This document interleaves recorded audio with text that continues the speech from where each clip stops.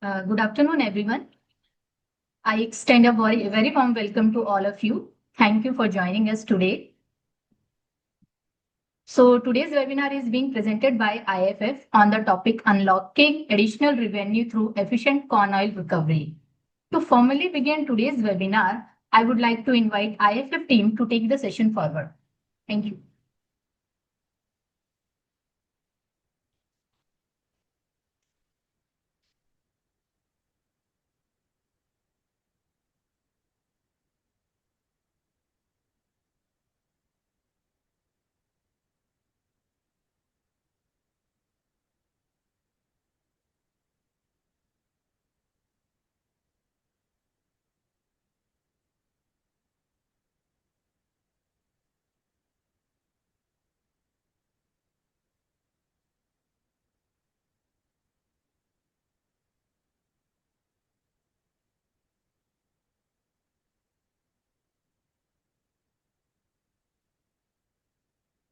IFF team, you can start now.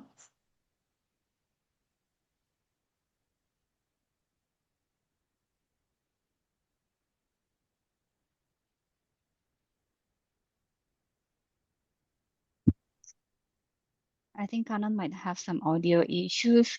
So Kanan, I'm going to mute you and then you can unmute again, okay? Yes. Yes.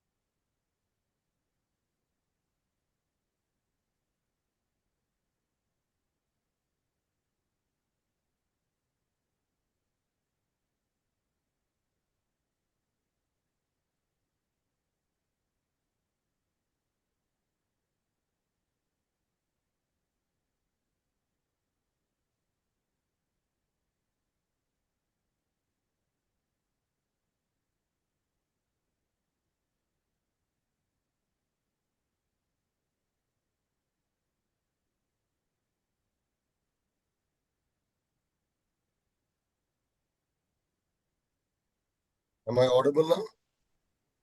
Yes. Okay.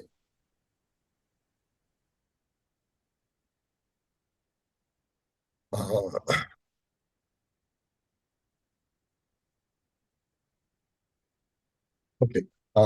Let me first apologize for the delay. Namaskar. Am I audible, Rekha?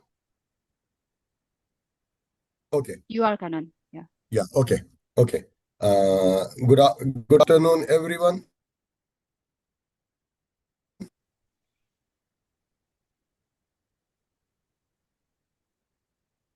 Kanan, you're now not audible.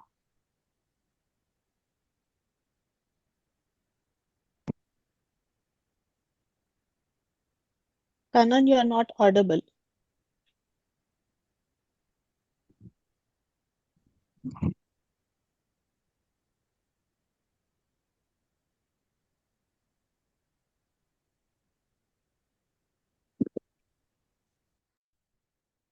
Hello. Yeah, I think you need to use your headphone. Okay, I thought probably there's some issue there. I'm sorry. Okay. Namaskar. Good afternoon, everyone. On behalf of IFF, I would like to welcome each one of you for this seminar, and also thank you for taking a time to join the today's seminar. Likewise, I would also like to thank Gemma for hosting this seminar today. Before we jumpstart into our session, please note that all our lines will be muted. During this session, we will have live polls. So I would request you to keep your windows and screens active. And if you have any questions, please key them into the Q&A box and we will address them at the end of these sessions. I am R. Kannan, the lead application scientist, grain processing at IFF. And today I'll be moderating this session on a very important topic in ethanol production. unlocking additional revenue through efficient corn oil recovery. We all know that energy security is a national priority. And today, I would like to congratulate all the distillers for advancing the achievement of India's E20 goals despite increasing input pressures. Maize is now India's #1 ethanol feedstock, surpassing rice and sugarcane. Compared to rice, the maize offers more profitability, and therefore maize-based ethanol is very important to us. We also know that the ethanol prices are regulated by the government, and we go to the market to buy the corn. The maize prices fluctuate a lot, which means this puts immense pressure on our profitability. Under these circumstances, if we have an additional co-product like distillers corn oil, will be an valuable revenue stream. Now, if we take the case of US has already monetized the distillers corn oil years back. And with India targeting to include 5% biodiesel blend by about year 2030, the demand for distillers corn oil is going to grow up. Today, as we speak, the key questions are that how much corn oil does my plant have, right? And where is it being currently lost?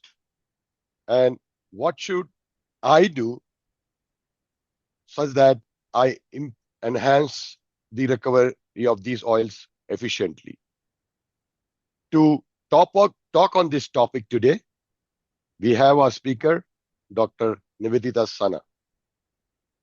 Dr. Nivedita is a senior application specialist based out of our application center in Hyderabad.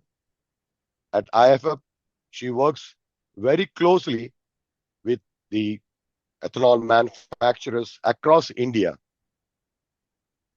optimizing the fermentation, enzyme performance, and the corn oil recovery to improve the yields, efficiencies, and the profitability.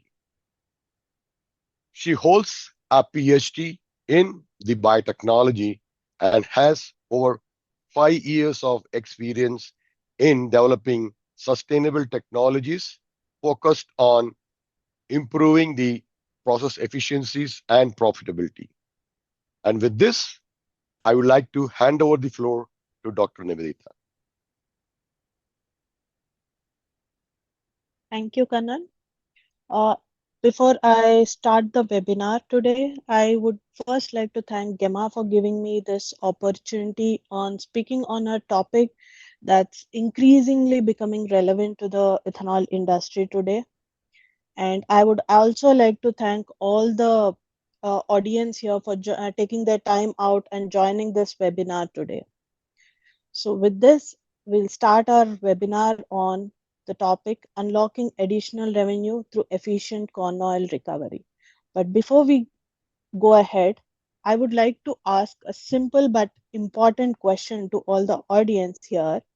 Do you think you have corn oil in the plant today? Does your plant already have corn oil in it? Yes, no, I'm not sure. No single answer is right or wrong. Please do participate in this poll so that we get to understand each other and this session becomes more interactive and we can discuss more on this topic. Does your plant already have corn oil in it? Yes? No, I'm not sure. I hope the poll is visible to everyone on in this webinar. Okay. Yeah, we do have the results from the poll. I see that 57% of them have answered yes, 30% no, 13% are not sure today. Okay. I would answer this question saying that you do have corn oil in your plant if you are having maize as the feedstock. Yes, you do have corn oil. So let's discuss today on where is the corn oil present. So today's talk is divided into three sections. The first is the oil that's already present in your plant. So let's discuss in this section on where is it present, in what form is it present, and where is it even there? Do we even have opportunity for recovering this oil? The second section will mostly focus on the oil recovery techniques and how far the mechanicals can get you, and how do we go beyond it to increase our corn oil recovery. The third section will mainly focus on the results from our recent Indian plant trials. So let's start with the first section, the oil that's already present in your plant. So as I have already mentioned, the oil is present in your plant if you have corn as the feedstock.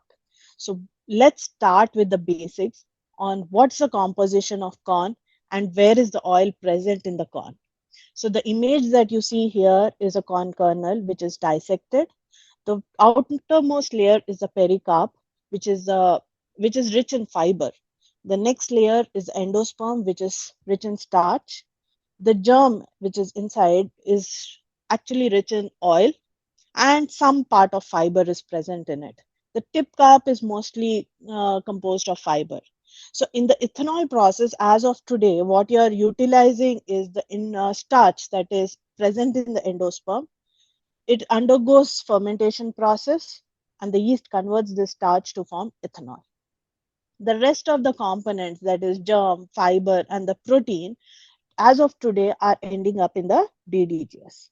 I do understand that all the customers today are producing ethanol, and the prices of ethanol are regulated by the government. So we are looking at a co-product from the ethanol process itself, so we can increase the profitability of the industry.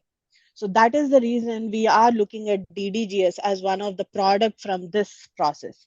But what if I tell you that the germ, which is rich in oil now, instead of you going into the DDGS, if you can separately recover corn oil, then that can also be an additional revenue source from this established corn ethanol process as of today. So let's see on how much of corn oil is present and where is it even ending up in your current process. So in order to understand this, what we had done was we have collected samples of corn, spent wash, thin slope, DWG, and DDGS from across 5 plants across the country and have conducted a total oil analysis. Not only have we conducted the oil analysis, we have also compared it with the US data in order to better understand on where is the oil being lost. So what we see is the overall oil that is present in the Indian corn is slightly lesser than the oil that is present in the US corn. But today in the US, the oil recovery is an established process. Interestingly, what we also see is the total oil that is present in the DDGS of India is approximately around 12%, which is almost double of the total oil that is present in the US DDGS. Why is that so?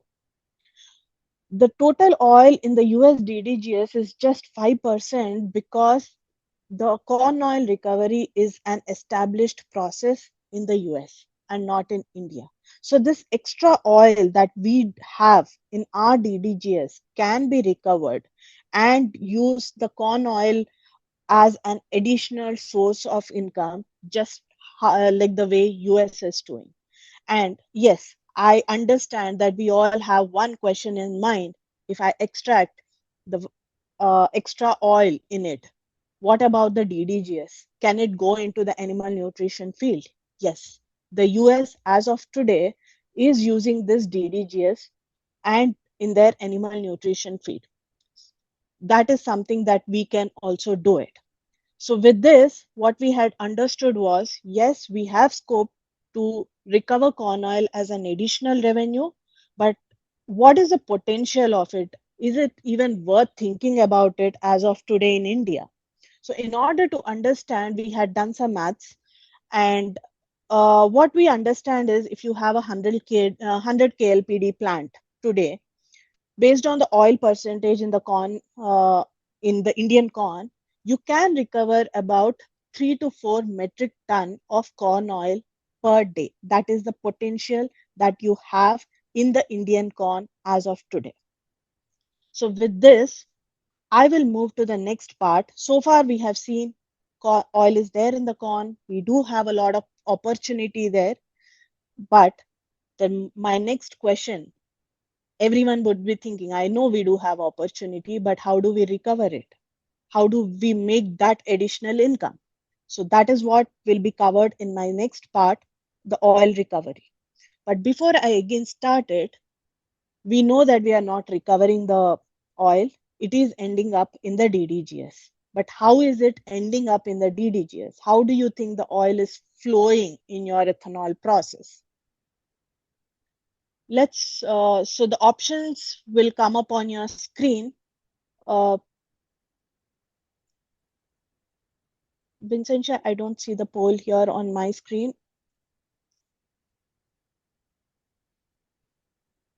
Give it a few minutes. It's launching.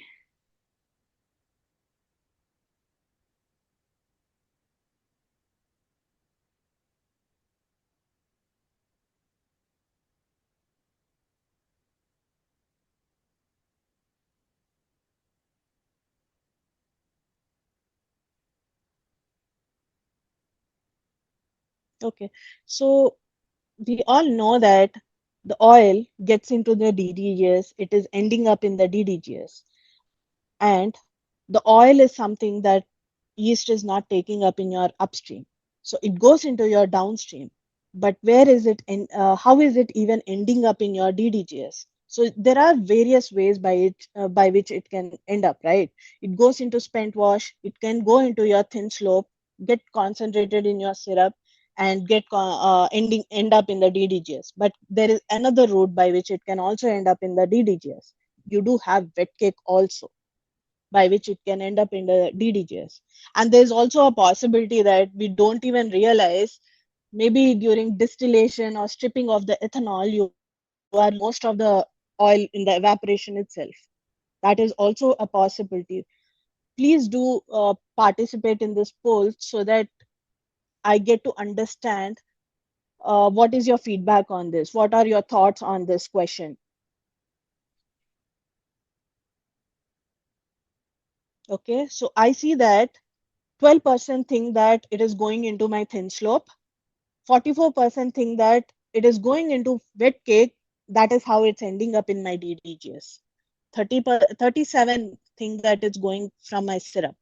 7% think that it's lost in the evaporation.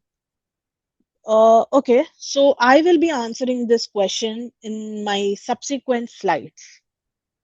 Before that, let's first understand what are the different components of the corn oil recovery technology and how do they separate.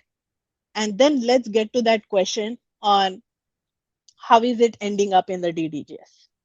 So there are three important components of the corn oil recovery technology. First is the oil separator. The second is your deemulsifier. The third is the optimized enzyme system. So these are three important pillars of the oil recovery technology, and each component has an individual role to play in this process. And to understand what role each component plays, first we need to understand the different forms in which your oil is present in your system. So I do understand from a customer perspective, it is always that we do not, we want to make additional revenue, but we do not want the performance of the yeast or the ethanol production or the DDGS to get affected in any way. So upstream is all the same. Coming to the downstream, once you strip off the ethanol by distillation process, you get spent wash. So imagine I am centrifuging the spent wash. This is how it would look like. The oil that is floating on in the aqueous phase after you centrifuge the spent wash is called free recoverable oil. When I say free oil, it is floating in the aqueous phase. When I say recoverable, it means that it is separated from the aqueous phase and it is available for your oil separator to separate it out. The next phase is unrecoverable oil in the aqueous phase. When I say unrecoverable oil, it means that it is not available for your oil separator to recover it, but it is present in the aqueous phase in the form of an emulsion because there are small droplets of oil in it stuck in the water phase. The third type of oil is oil associated with the suspended solids. That is also present in your supernatant. The fourth type of form of oil is the oil associated with the insoluble solids. So since it is entrapped in the insoluble solids, when you centrifuge it, it gets settled in the bottom. So when your spent wash enters your decanter in the downstream, what happens is the first three phases of oil, that is recoverable oil, unrecoverable oil in the aqueous phase, and the oil that is associated with your suspended solids, they go into your thin slope. The fourth phase of oil, that is oil associated with the insoluble solids, they end up in your DWG. So first, let's discuss one phase at a time and how each component would be playing their role in it. So first, let's focus on free recoverable oil and how does the oil separator work. As I have told, free recoverable oil is something that floats on the surface of your aqueous phase. It means that the oil has a density difference and due to which it will be floating on water. Oil and water are immiscible, so they don't mix. So when it is floating on top, your oil decanters are designed in such a way they work at a very high centrifugal force, at a high G. So at this high G, because and due to the density difference of oil and water, it gets separated out. That is the main, that is how your oil separator works. But the main limitation of any oil separator as of today is it cannot separate out the oil that is present in the form of an emulsion or oil that is present bound to the solids. Either it can be suspended or insoluble solids. And this is how your conventional ethanol process looks like. You get spent wash after ethanol stripping, which goes into your decanter. You get thin slope wet cake. The thin slope gets concentrated into syrup. Now the syrup and the wet cake combines together to get DWGS, which goes into dryer, ending up as DDGS. This is how a conventional ethanol process looks like. We do not want to make much changes, but we want to get an additional stream of corn oil. So where do we place the oil separator? So please give your answers by choosing any of the choice in the poll here. At what stage of the ethanol process will the oil separator be placed? We all know that we need an oil separator now to separate the free surface oil. But where do we place it in the conventional ethanol process? Before distillation, after distillation, or after the thin slope tank, or after the syrup tank? What do you think? Please participate in this poll.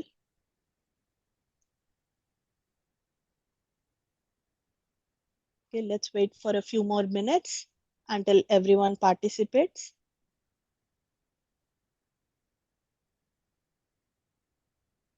Okay, so we have the results from the poll. 9% of them think it's before the distillation, which means that before stripping of the ethanol itself. Which means that after you transfer from the beer well. Yeah. And 43% think it's after the distillation unit, means you remove the ethanol and then you can have your oil separator. Then after thin slope tank, then after syrup tank. Yeah. So let's first focus on where do I keep the oil separator in my ethanol process. So there are two places in which you can place your oil separator. The most common place where you can keep your oil separator is after the syrup tank. So what happens is your spent wash goes into the decanter where thin slope and wet cake separates. So as I have already told, first three phases of oil, that is recoverable oil, the one that is present in an emulsion, and the one which is associated with my suspended solids go into my thin slope. When the thin slope gets concentrated into syrup, so even the oil that is there in the thin slope now gets concentrated in the syrup now. So when the oil is concentrated, yes, it is easy for me to recover it, right? So that is the reason most of the customers prefer having oil recovery system at the syrup side. And once the de-oil syrup comes out, it goes into your DWGS and goes into dryer to give DDGS. This is the most common place where we have. The second place where you can have your oil recovery system is after the spent wash. Spent wash will have all four types, all four forms of oil. First, the one that is present in the aqueous phase, free surface oil, the one in the form of an emulsion, the one associated with the suspended solids, and also the oil that is in the insoluble solid. So all four forms are present in the spent wash. So some of the customers, yes, they prefer having oil separator after the spent wash to recover the corn oil. Once you get the de-oiled spent wash, the rest of the process remains the same. Yeah.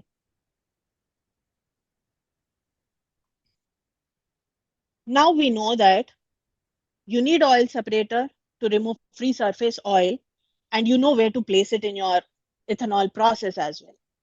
Let's move on to the next phase or next form of oil, which is unrecoverable. As I had already mentioned, when I say unrecoverable, it is not available for the oil separator to separate, but it is present in your aqueous phase in the form of an emulsion. They can be made recoverable by using a deemulsifier. So this deemulsifier can help in making this unrecoverable oil recoverable.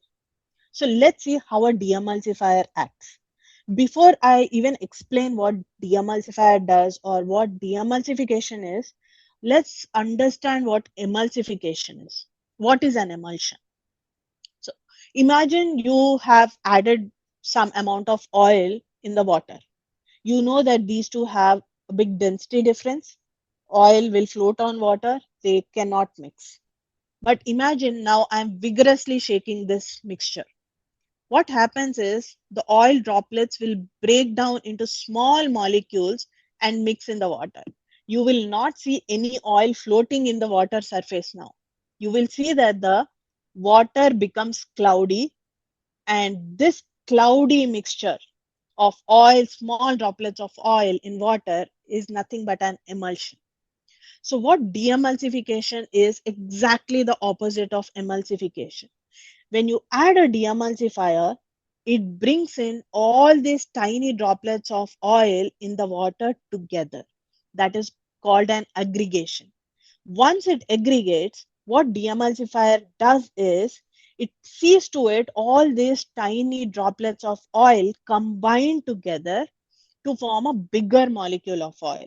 Once it forms a very big molecule of oil, because of the density difference, it automatically comes onto the top of the water aqueous phase. Means it starts floating on your aqueous phase, which means that now this unrecoverable oil, which was in the form of an emulsion, because you added deemulsifier, it has become recoverable. Means now it is floating on the aqueous phase, so your oil separator can easily separate it out. But this is something not so straightforward. There are various factors which can decide the performance of your deemulsifier. First is the temperature.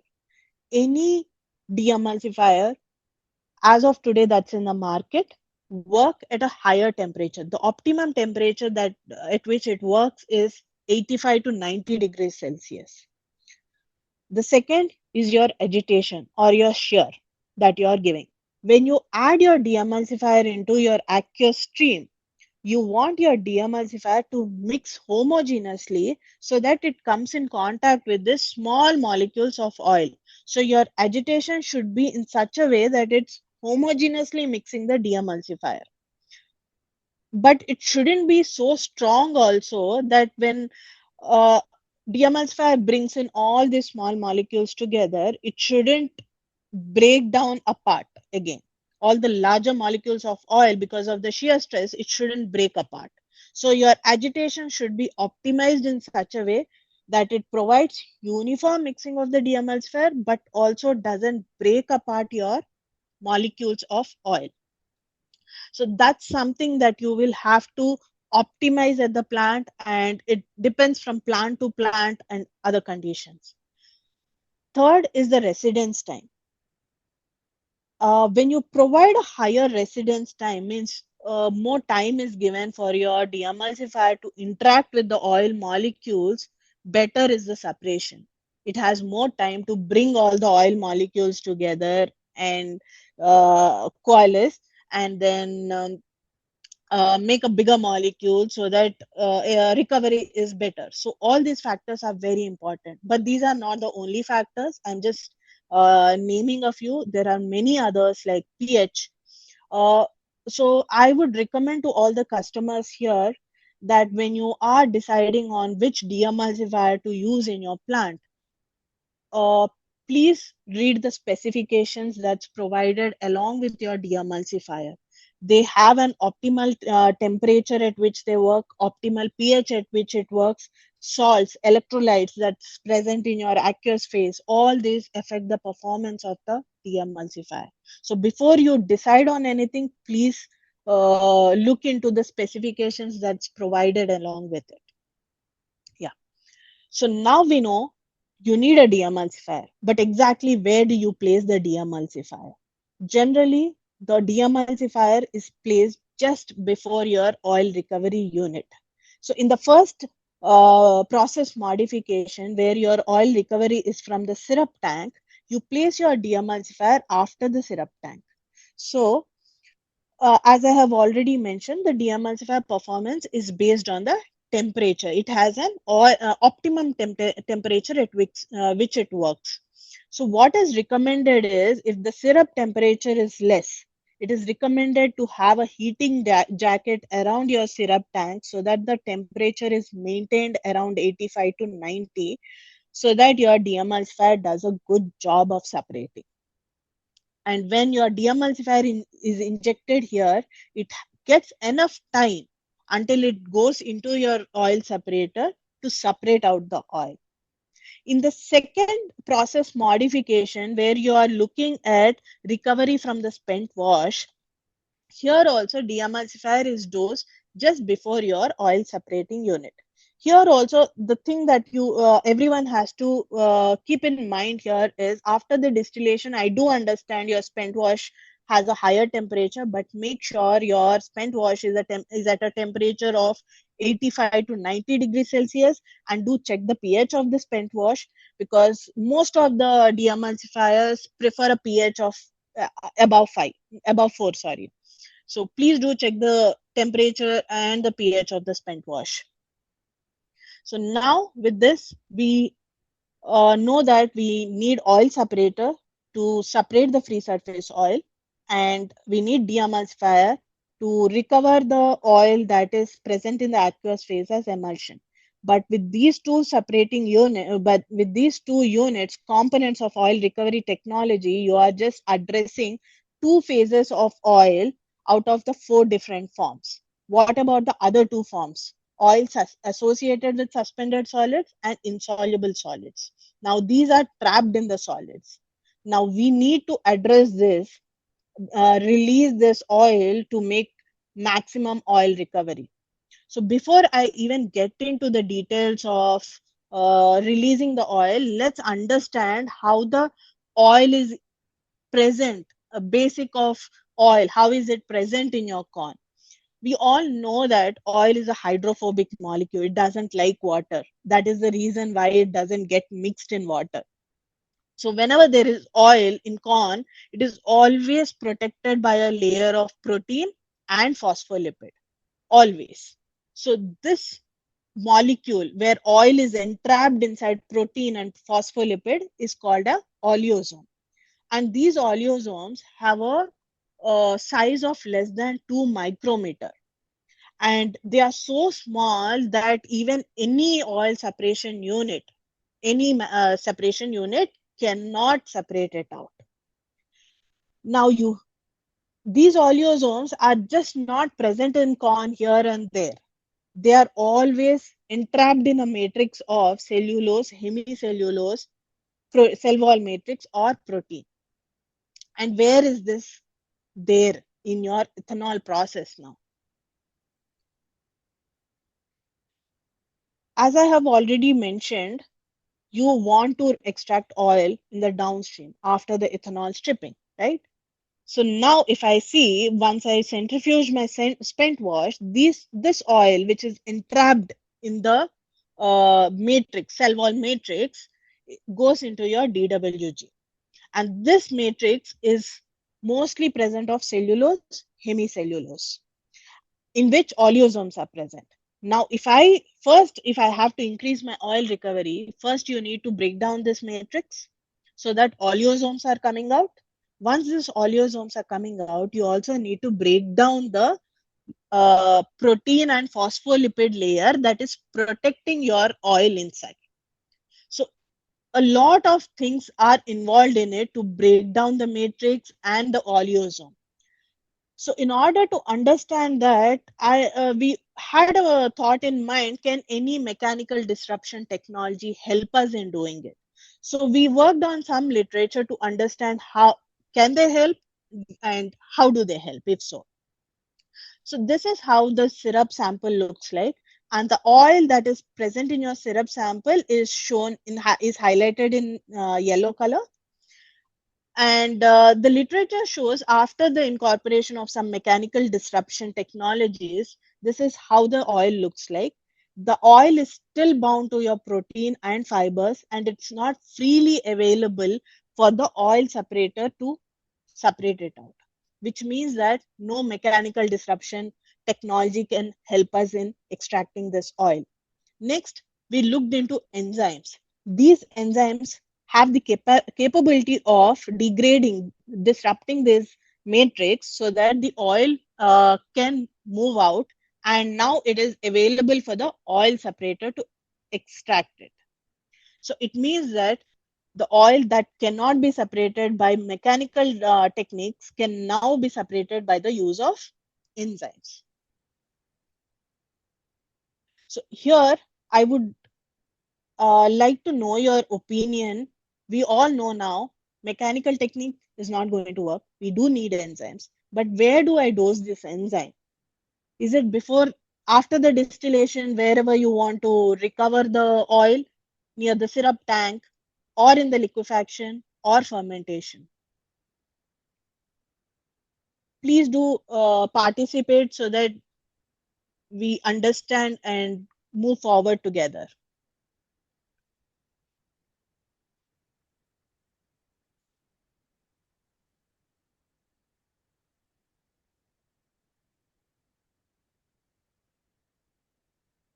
Okay. I see that 22 and 31% of the audience think it's in the downstream after distillation and the syrup tank. And okay, equal percentage of the audience think that it's in the upstream liquefaction and fermentation. It's fair enough.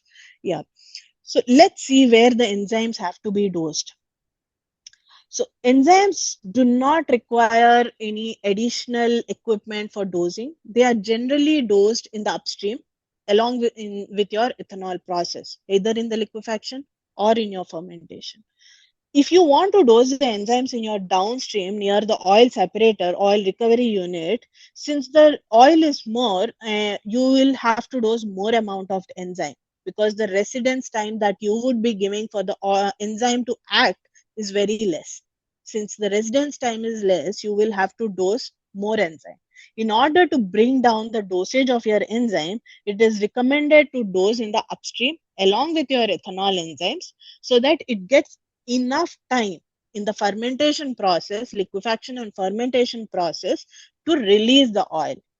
And no separate equipment or dosing points are required. So your ethanol process is left undisturbed. Now, Generally, the enzymes do the job of releasing the oil that's bound to the solids.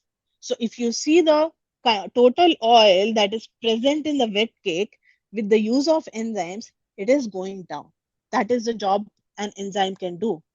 The next is when enzymes act, they release the oil from the bound solids. It means that from wet cake, it is moving into thin slope. So the oil in the aqueous phase is increasing. So here you see that the total oil with the use of enzymes has increased in your thin slope and decreased in your wet cake. So with this, I'm saying there is oil already in your system. Now it has become recoverable and available for the recovery unit to separate it out. So with this, I will summarize what the technology, oil recovery technology that we had discussed so far. So you have main three components, oil separator, deemulsifier, and optimized enzyme system. I had discussed earlier that each component has a very important role to play individually. But if you want maximum oil recovery, there is a catch point here. If you want maximum oil recovery, you need all these three components, but also all these three should work synergistically. Means you are dosing the enzymes in the upstream. These enzymes will release the oil. When you dose the deemulsifier, the oil that is present in the emulsion is moved out, uh, so that the free surface oil is increasing. Now, once the free surface oil increases, your oil separator will separate it out.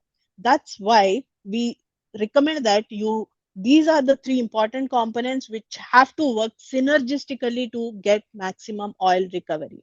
And the catch point is the opportunity mainly lies in increasing the oil, making this bound oil recoverable. With this, I will end my second part. Then let's move our discussion to the third part, results from our recent Indian plant trials.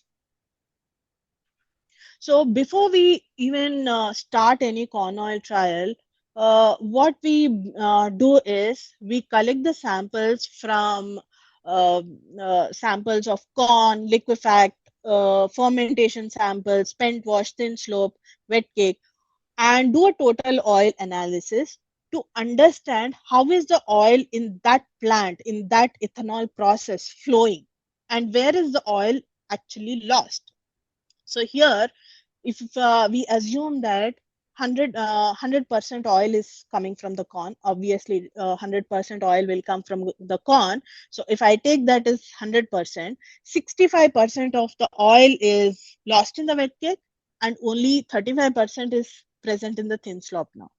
And if we are planning to assume that we are planning to separate the oil at the syrup stage, okay, and now if I have a separating unit at the syrup stage, you will be separating a fraction of this 35% only, because only 35% is available to recover now in the syrup. The 65% is already lost in the wet cake. So in order to improve this situation, we started our trial by dosing optimized DCO plus, which is our thermostable protease in the liquefaction, and Fermgen 2.5x, which is again a protease in the fermentation. So I'll move on to the results section. So here the baseline was without the use of DCO enzyme. DCO means distillers corn oil enzymes. And the trial was with DCO enzymes, that is optimized DCO plus and Fermgen 2.5. The first graph here shows the total oil in the spent wash, which means that the total oil in the system. So here in the baseline and in the trial, it's approximately the same, which means that the total oil in the system across baseline and the trial is same. Coming to the next graph, which is free surface oil in the spent wash. When I say free surface oil, it means that the oil that's floating on top, that is the first form of oil, which is available for the oil separation unit to separate. That percentage has increased from 1.3 to 4.2. which is like 200% increase in the free surface oil with respect to the baseline. So this 200% increase you see with the use of enzymes. Now, when I say that oil has increased in the aqueous phase, we should also see a decrease in the total oil in the DWG. So similarly, we see a decrease in the total oil in the DWG from 9.4 to 7 with the use of the enzymes. This is what an enzyme can do. Enzymes increase the free surface oil by acting on the insoluble solids, releasing the oil so that it moves into the aqueous phase from the solids. Now, let's try to understand. We have used the enzymes. We have shifted it from the solid phase into the liquid stream for recovery. But we want to sell it in the market to some other industry. So when we are selling it in the market, obviously the other customer would like to know what is the purity of the oil that you are recovering, right? It has to be pure enough to sell it in the market. So this is the image of the oil that we had recovered in this trial. And we had also tested the purity of it by doing a spin test. And what we see is greater than 95% pure oil was recovered during this trial, which is good enough for anybody to sell it in the market. After the trial, we again did an oil mapping to understand what was the effect of the enzymes in the overall oil recovery system. Again, here, when we had assumed that 100% is the oil that's there in the corn, earlier 65% was lost in the wet cake. Now, after the trial, what we see is that number has come down from 65 to 45, which is a significant reduction of oil in the wet cake. That is by the use of the enzymes. So with this, I will conclude my presentation again by iterating. You will be needing three components of the oil recovery system, which is oil separator, deemulsifier, and optimized enzyme system. I would also like to emphasize that many of us might be thinking that, okay, let's use one of the component and then recover, one or two of the components and recover. But if you want to make additional revenue, your main opportunity lies in releasing the oil that is bound and making it recoverable. That is where the role of all the three components working synergistically comes in. With this, I'll end the presentation. This is our portfolio. We do supply enzymes in liquefaction, saccharification and fermentation, accessory enzymes, and yeast. Please contact our sales team to know more about it. Thank you.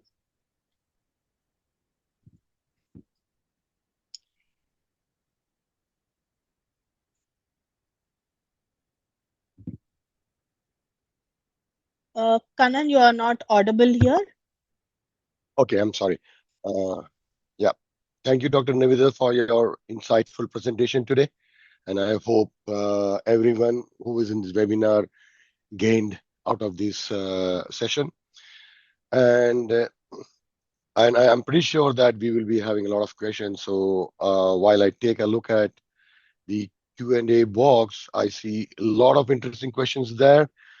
And many of the questions probably are more kind of similar. So what I would do is pick those questions and bundle them, and I would probably put it to you, and appreciate that if you can answer that to our audience. The very first question revolves around the DDGS quality. The question is, what will be the oil and protein content in the DDGS if DCO is recovered? Followed by what about its quality and color? And will animal feed manufacturers still buy it? Okay. That's actually a very interesting question and an important one also, because yes, we would like to recover oil, but again, we do not want to disturb the DDGS because it's an established process and it goes in the animal nutrition feed. Definitely the protein content, the quality would slightly change. I will not say that it wouldn't. When you recover DCO, distiller's corn oil, your fat content would slightly come down. In the US, what we see is it comes down, and yes, even after recovering the corn oil, it is being used in the animal nutrition feed. So even when we recover the corn oil, the rest of the DDGS that's being produced has a slightly lesser fat content, but the number there, 7 to 8% of fat content in the DDGS is good enough for you to sell it as an animal nutrition feed.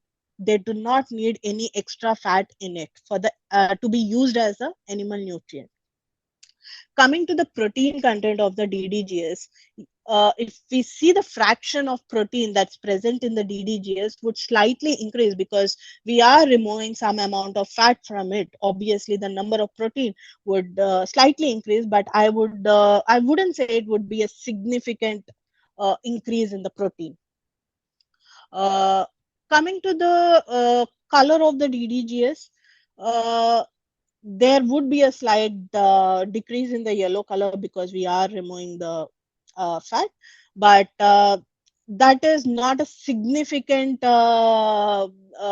change in the color that it is not even noticeable when you remove the fat from it. And yeah, I hope I have answered the question, Kanan.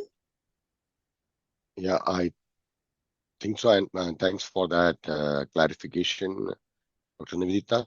And the second question, which probably also iterates around the DDGS, and our audiences would like to know that will there be a reduction in the DDGS quantity if the distillers corn oil is extracted? Okay. Obviously, there would be a slight decrease in the quantity of the DDGS, which is equivalent to the oil that we are extracting it out. But from a customer's perspective, if I think of it, the price of the oil, corn oil today is almost 3 to 4 times more than the price of the DDGS. So making corn oil would be a beneficial and profitable thing than the DDGS, I would say. So as a customer, we shouldn't be thinking more on the DDGS, the slight decrease in the DDGS, because as such, it's a profitable thing to make DCO. Okay. So, yep, I have another interesting questions, and as we know that the feedstock situation in Indian plant are quite dynamic. So yeah, sometimes corn, sometimes rice, but then given the conditions which exist today, it is mostly the mixed feedstock, which is mix of what do you say, the corn and the rice. And our audiences would like to understand that can DCO be recovered with these mixed feedstocks, and can enzyme solutions improve the recoveries in such plants? That's actually a important question to answer, because I do understand that because of the government regulations, we are using FCI rice today, and most of the plants that we go to, it's a mix of corn and rice that's being used. And in the US today, it's wherever the corn oil technology is completely established, it's 100% corn that is being used, because the oil comes from the corn. Here, when it comes to the mix of corn and rice, we do have limited knowledge as of today on the technology aspects and how do we recover it and what would be the role of rice in it. As of today, we do have limited knowledge, but yes, we are open to work with the customers and try to optimize the conditions further to maximize the oil recovery for that plant and conditions. Yep. Yeah, and now, during our presentations, I think we were talking about different corn oil extraction technologies, right? And then I have one of our audience asking about which technology is better. Is it extracting it from the spent wash, or is it extracting from the syrup? Okay. So to answer this question, see, every technology has its own pros and cons. So let me come to the first one, where the most common one is extracting the oil from the syrup. So here, what happens is the oil that is present in the spent wash. So we have three, as I had discussed in one of my slide, we have four different forms of oil. And when the spent wash goes into your decanter, only three forms of oil go into the thin slop, and that gets concentrated into your syrup. Yes, in the syrup, you have very high concentration of oil, and the volume of the syrup is less.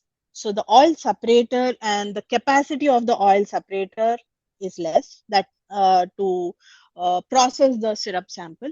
So yes, your capex is a bit low there when you extract from the syrup, but you would be losing some amount of oil with the wet cake because you're not separating from the upstream, because the decanter that you use after the spent wash are not designed to for the oil separation. They are designed to separate your solids. So when you separate the solids, there is some amount of oil that is lost along with the solid into your DWG, which is not even available in your syrup to recover. So that small amount of oil loss would definitely be there. So these are, yeah, so this technology has its own pros, that the capacity is less, but the limitation is the loss of small amount of oil there. Coming to the second type of oil extraction, where you do the oil extraction upfront in the spent wash. So when you are doing in the spent wash, yes, you have all the four forms of oil. So you have a more amount of oil to separate it out. So that's one advantage there. The other limitation of this is you have lot of spent wash that has to be processed. So the capacity of the oil separator that has to be installed there should be of a higher capacity because the volume is more, and the number of oil separators that you would be recovering for the spent wash process would also be high, would be more. That would also be increasing your capex. So based on the capex and how much of oil is being lost, so every technology has its own advantages and limitations. So based on this, you can decide on which one to go with. But coming to the enzymes role, enzymes does their job in the upstream itself, because we are dosing the enzymes in the liquefaction and in the fermentation. So by the time it comes to the spent wash, your oil is already released. So whatever technology you're using, either separating it from the spent wash or from the syrup, it's irrespective of it, enzymes can do the job of releasing the oil. So overall oil recovery with the use of enzymes will be more than without the enzymes, irrespective of the technology that you are using.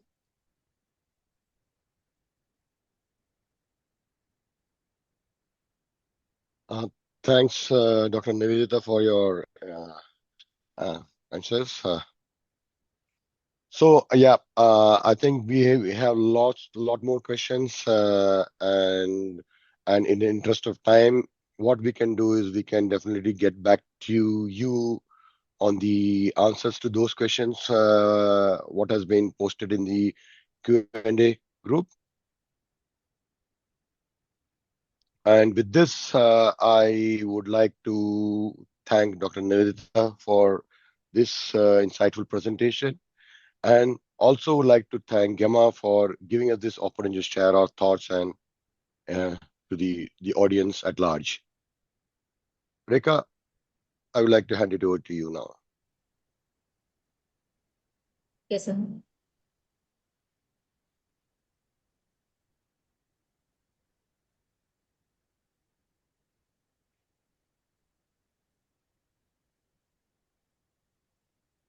So we are very thankful to Dr. Nivedita Sana as a valuable knowledge partner. So please accept a token of appreciation from Jima. Thank you very much, Rekha and Gemma, for giving me this opportunity of presenting this. Thank you once again, Thank you. ma'am. Thank you everyone for your active participation. Good evening, everyone. Thank you. Bye-bye. Thank you. Thank you.